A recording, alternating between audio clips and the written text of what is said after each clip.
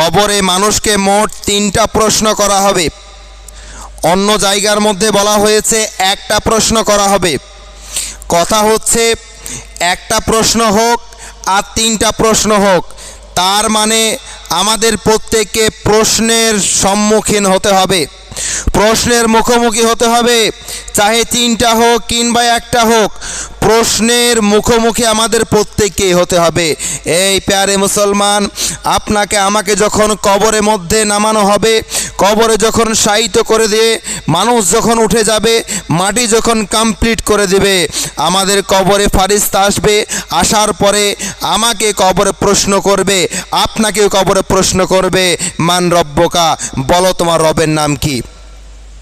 প্রথম নাম্বার কবরে প্রশ্ন হবে মান রব্বকা, তোমার রবের নাম কি। দ্বিতীয় নাম্বার মা দিনুকা, তোমার দিনের নাম কি। 3 নাম্বার প্রশ্ন করা হবে আমার নবীকে নিয়ে। 3 নাম্বার প্রশ্ন, চিন্তা করুন, যারা বলে যে নবীকে ভালোবেসে কি হবে, আরে বোকা, নবীকে ভালো না বাসলে আখিরাতে ধরা পড়ে যাবা। কবরে দেখুন, প্রথম নাম্বার আমার আল্লাহকে নিয়ে, দ্বিতীয় নাম্বার ধর্মকে নিয়ে, তৃতীয় নাম্বার প্রশ্ন করা হবে আমার নবীকে নিয়ে।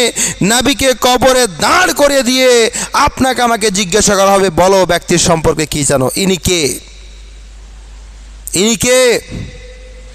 মুসলমান, 3টা প্রশ্ন। অন্য জায়গার মধ্যে বলা হয়েছে না না 3টা নয়, একটি প্রশ্ন হবে।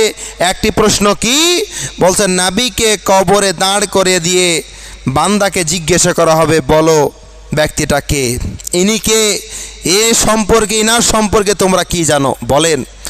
নবীকে যদি কবরে চিনতে না পারেন, সব বৃথা, সব বৃথা, সব বৃথা। আর কবরে যদি কেউ একবার আটকা পড়ে যায়, মার খেতে খেতে খেতে খেতে জীবন পার হয়ে যাবে, কিয়ামত হয়ে যাবে। কোথায় যাবা?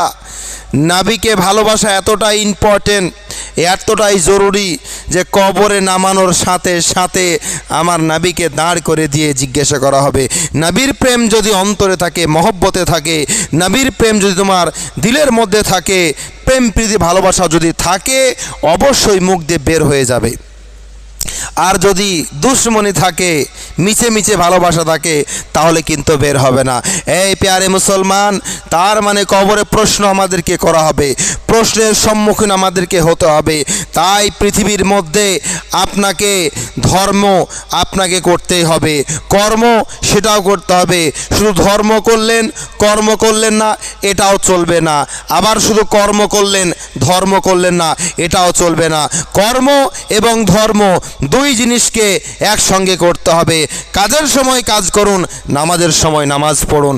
এই মুসলমান, এই রকমভাবে যদি আমরা যদি জীবন যাপন করতে পারি, কাল কিয়ামতের মাঠে আমাদের বেড়া পার হয়ে যাবে।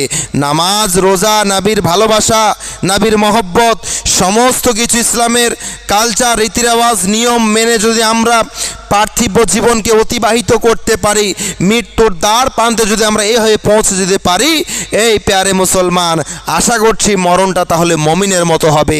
আর যদি মরণ যদি বেঈমানের মতো হয়, সব জায়গায় বাধা পড়ে যাবে।